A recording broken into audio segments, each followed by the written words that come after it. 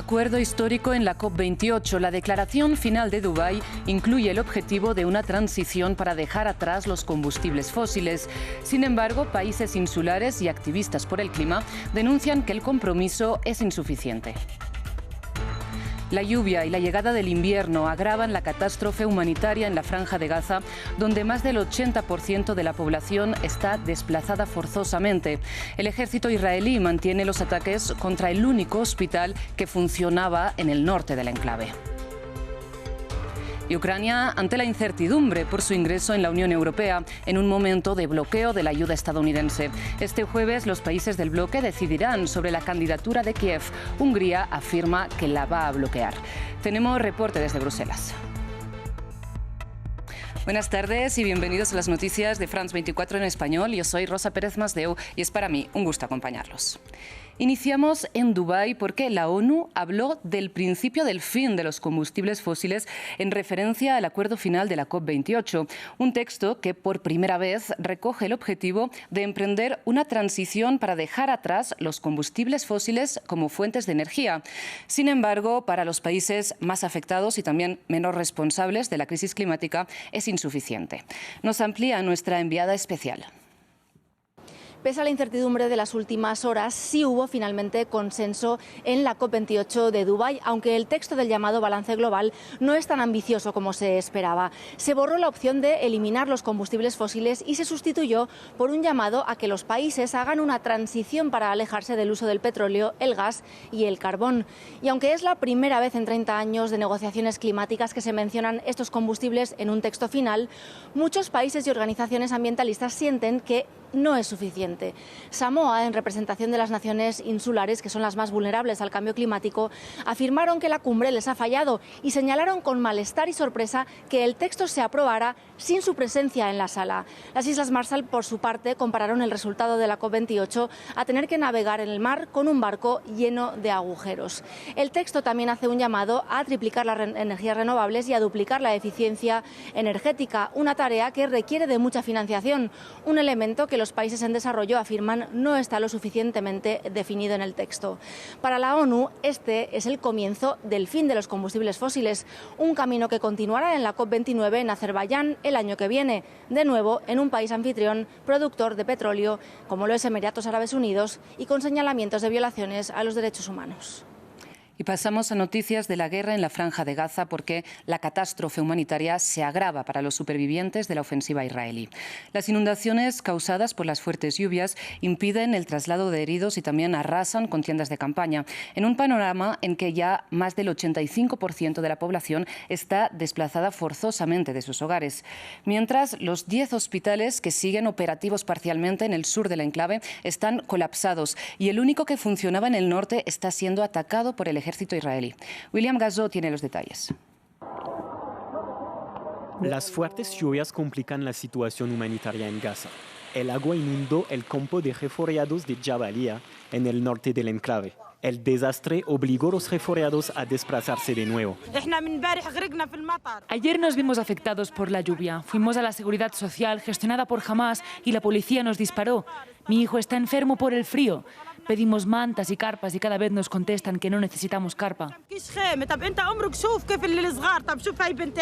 La situación también está crítica en Rafah, donde miles de gazatíes buscaron albergue ante el avance de la invasión israelí. El agua entra en las carpas y los refugiados carecen de todo para albergarse. El agua inundó la tienda. Desperté a mi hijo de 7 meses que estaba empapado. Nuestra casa ha quedado destruida. Mi otro hijo fue martirizado. No tengo mantas ni colchones. Cogí algunas de mi hermana para cubrir a mi hijo. Solo tenemos una manta entre todos. 5 personas con una sola manta. Con la llegada del invierno, las personas desplazadas deben enfrentar las malas condiciones climáticas que refuerzan el riesgo de enfermedades y agravan aún más la situación humanitaria.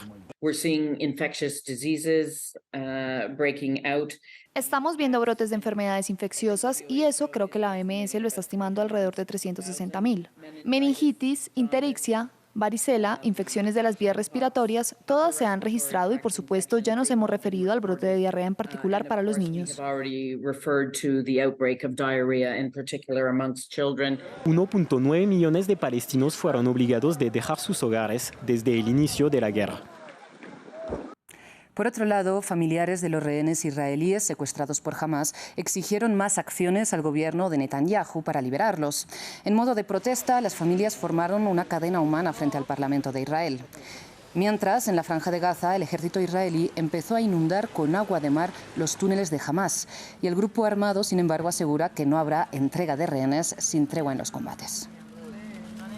Cambiamos de información porque hay incertidumbre para Ucrania en la víspera de la cumbre de la Unión Europea. Y es que después de la recomendación de la Comisión y del Parlamento Europeo para que Kiev inicie el proceso de adhesión al bloque, a partir de este jueves los Estados miembros debatirán la decisión. Sin embargo, el presidente de Hungría y aliado de Vladimir Putin, Viktor Orbán, anunció que va a bloquear el ingreso de Ucrania.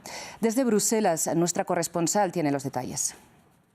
La última cumbre de líderes europeos del año se prevé una de las más complicadas, en que Ucrania será uno de los puntos principales de la agenda. Los líderes europeos tendrán que acordar una nueva reforma del presupuesto europeo en la que se incluye una nueva partida adicional de ayuda a Ucrania de 50.000 millones de euros. Además, se prevé la apertura de negociaciones con Ucrania para que en el futuro pueda entrar en la Unión Europea. En ambos casos se requiere unanimidad, pero el primer ministro de Hungría, Viktor Orbán, lo bloquea porque asegura que la Comisión Europea debe liberar los fondos que ahora mismo están congelados por la falta de avances en el Estado de Derecho por parte de Hungría. El presidente de Ucrania, Volodymyr Zelensky, asegura que Orbán no tiene ninguna razón para seguir bloqueando la apertura de las negociaciones, mientras la Unión Europea asegura que quiere enviar un fuerte mensaje de unidad y también de apoyo inquebrantable a Ucrania,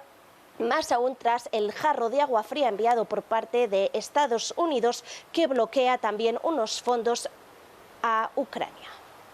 Y en otras noticias de la guerra en Ucrania, un ataque ruso con misiles causó 53 heridos en Kiev este miércoles, precisamente como decíamos, cuando el presidente de Ucrania, Volodymyr Zelensky, intenta, de momento sin éxito, conseguir más dinero de Estados Unidos para la guerra contra Rusia.